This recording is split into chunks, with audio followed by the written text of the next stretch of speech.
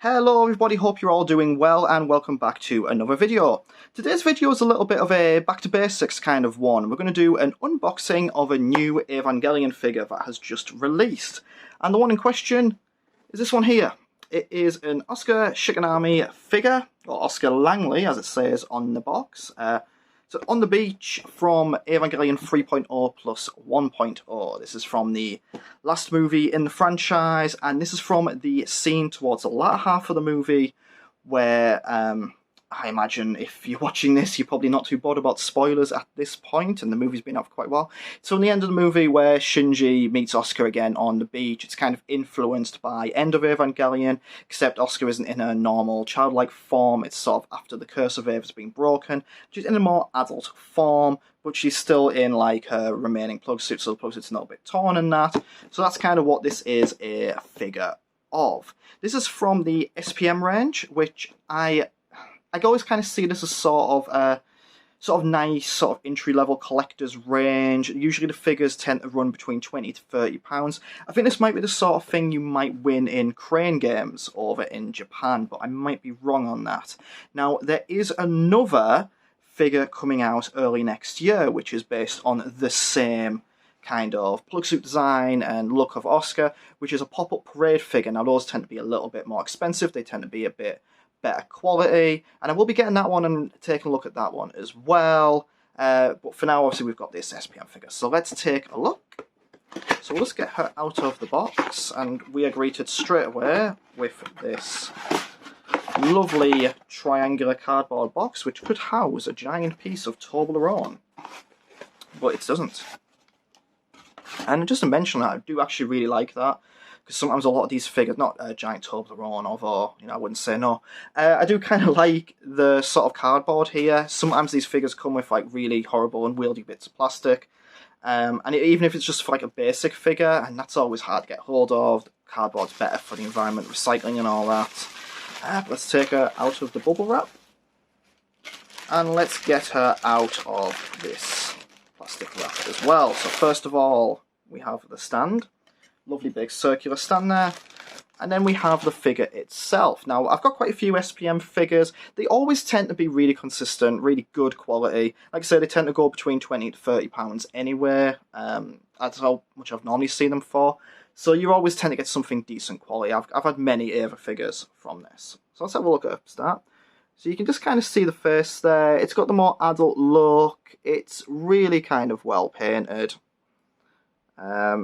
It does look really nice. It's kind of interesting to have one of that design, of this design, after having so many based on the original design. It just looks really different. Like I say, a bit more grown up. The hair just kind of drips down there, and then you see the plug suit detail itself. Now I know obviously the plug suit's torn because that's representing it. It's a little bit fan servicey, I will admit.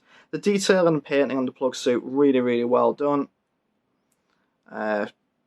It's not really a lot to say about that. It is representative of what it's like in the movie, and it looks fine here. Sort of a very nice posing, and then we go through the legs there. So yeah, I've got no complaints about that. That's really, really nice. It's a really, really lovely figure. Most of the SPM ones do tend to be. It feels really sturdy. Again, like I said, the SPM ones do tend to.